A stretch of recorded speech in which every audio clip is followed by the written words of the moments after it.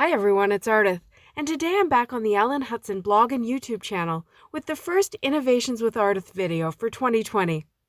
This month I'm heading back to the past to try and come up with some fresh ideas using some of my older Essentials by Ellen products.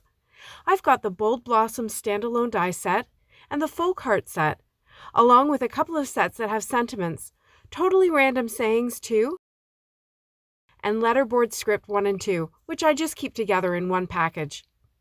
So I've put together a couple of fresh ideas to make my cards today, and the first idea is a dry brush technique that I'll use to make some backgrounds to cut my die cuts from.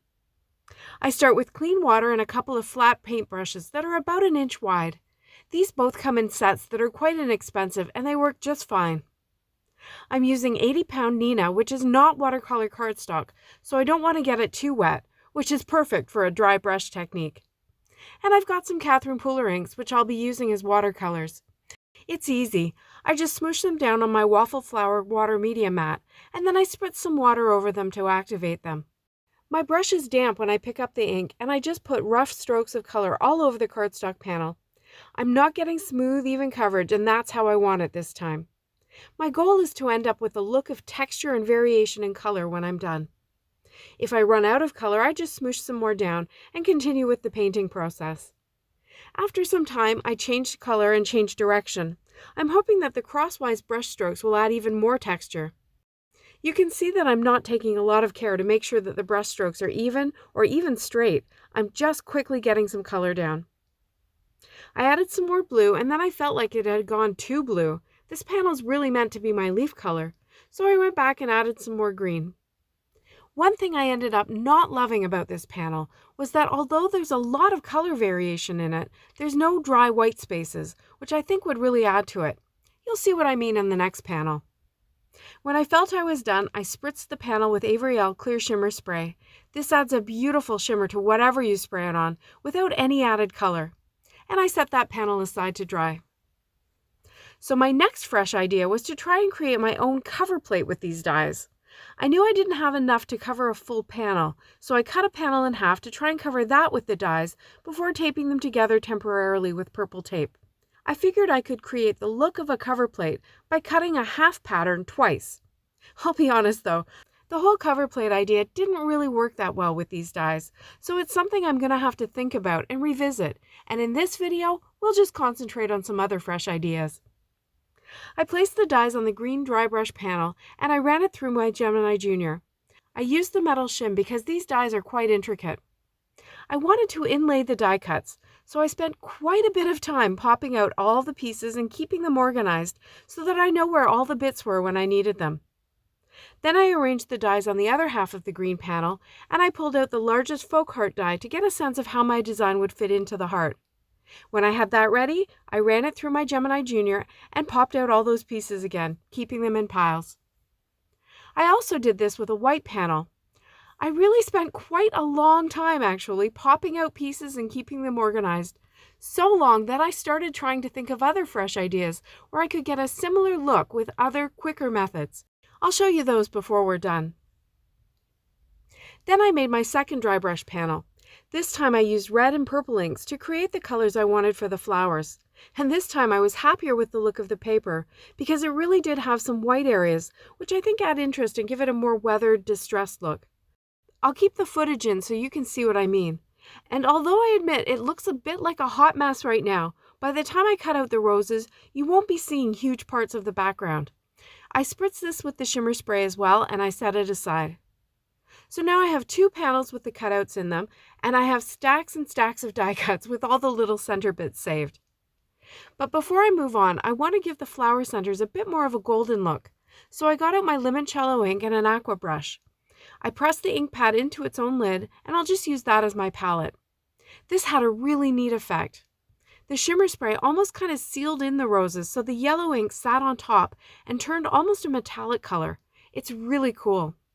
I couldn't do this part while I was painting the red panel because I didn't know exactly where the flower centers would be when I cut them out. To inlay the die cuts, I used a piece of scrap computer paper and I coated it with adhesive. Then I laid the white panel on top and I started inlaying all my roses and leaves. That was not difficult at all. Not at all. The inlaying of the inside bits was a different story. To be fair, it's not difficult, especially because I kept each die cut with its center bits together. But it was a bit fiddly and it took a long time. More time for me to contemplate other methodologies. I know I'm joking a lot, but seriously, I do love the look of inlaid die cuts. It's like putting a puzzle together and you get a nice, smooth, one-layered look. It's a little fiddly this time because of the complex dies I chose to use. Not even the leaves, they're quite simple, but those roses have a lot of pieces to keep track of and put back in. Anyway, my point is that you can get a similar look with different methods, and we'll explore those next. My next step was to run the panel through my Gemini Junior and cut out the heart. Because the backing paper is thin and there's really only one layer of cardstock to cut through, there's no problem at all cutting the heart. And then I started over with the green panel. I'll spare you all the work and we can just jump to the part where I cut out the heart. This time I was smart and I didn't bother filling in all the parts that are outside the heart. And I do always burnish the backs of my inlaid panels just to be sure that everything's really stuck down and it won't fall out. So here are the two hearts side by side. They're kind of reversed from each other, but they're both very feminine and shimmery. For my sentiments, I used die-cut words from Totally Random Sayings 2 and Mondo Sakura. I stacked them up with 3 layers using liquid glue. I also stamped an additional birthday word with black ink onto a die-cut tag from the parcel die set. So here are the 2 inlaid heart cards.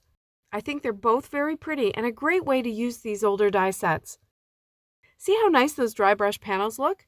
Much more interesting than plain colored cardstock. But the question remains, can I get a similar look with a less time-consuming method? Let's start with the one with the green heart and white outline roses. This time I created masks for each flower and leaf, 3 of each, with full back sticky notes.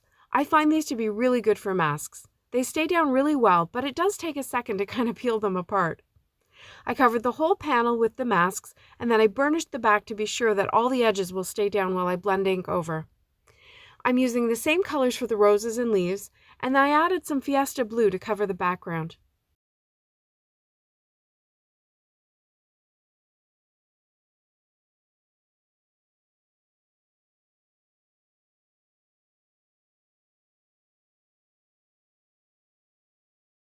It looks a bit splotchy right now, but these inks smooth out as they dry.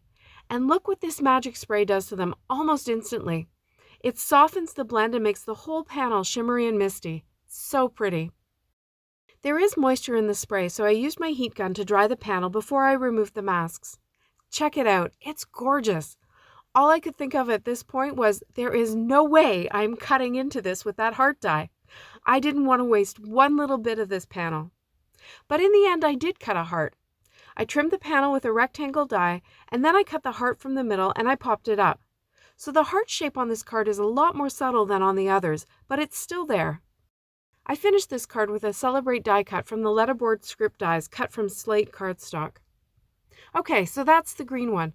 For the white one, I used some of my leftover die cuts and I just glued them on top with liquid glue, checking to be sure that the heart fit over my pattern so I could get the most out of my die cuts.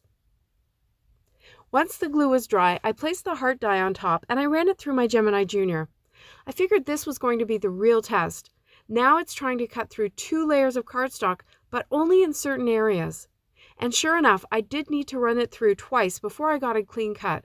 Still, that took a lot less time than all the inlaying I did on the original card. I finished this one with a hello sentiment also from the letterboard script dies, and I put it off the heart this time for a bit more interest. So here are the 2 new ones, and let's compare to the inlaid cards. On the left is the inlaid one, and on the right is the glued on top one. The look is very similar, unless you're close up or you run your hand over it.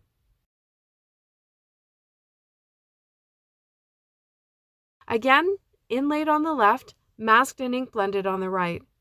The look is similar, but it's also different, not only because I used the whole panel, but also the addition of the blue and the softness of those blended colors. Which one's your favorite? Let us know in the comments below. Thanks for joining me today. I hope you enjoyed this video. It's fun to pull out some old favorites and see how we can try new things with them. And it's good to keep an open mind about how to achieve different and similar looks with different methodologies. Thanks so much for watching. See you next time.